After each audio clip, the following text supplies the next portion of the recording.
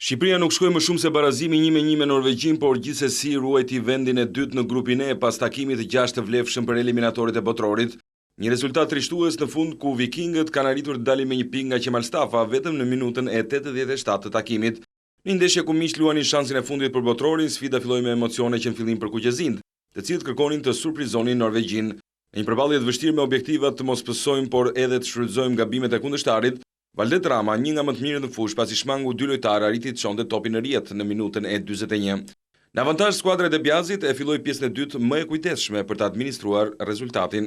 Kjo u pa edhe në ndrimet e shumta në prapavi, që Biazi bëri duke tërhequr skuadrën, por edhe një herë historia ndaj Norvegjisë u përsërit ashtu si 15 vjet më parë. Kur duheshin edhe 3 minuta nga përfundimi i takimit, futbollisti i shtatshkurtër Hogli, duke shfrytzuar edhe pakujtesinë në mbrojtje, barazoi shifra duke lënë një shije të hidhur për tifozët e shumë kuqezit pranishëm në stadium dhe jo vetëm. Jam i kënaqur me paraqitjen që bëri skuadra.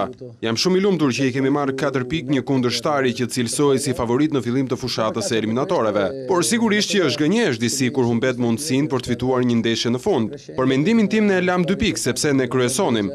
Ndeshja e dytë me Norvegjin nuk ishte decizive, dhe unë e kam thënë edhe më parë. Duhet të presim ndeshjen e Zvicrës për të qenë më të qartë, por është një grup mjaft i ekuilibruar. Takimet e radhës për Shqipërinë janë 2 transferta tepër të vështira. Në 6 shtator luan në Sloveni, ndërsa 4 ditë më vonë në Island.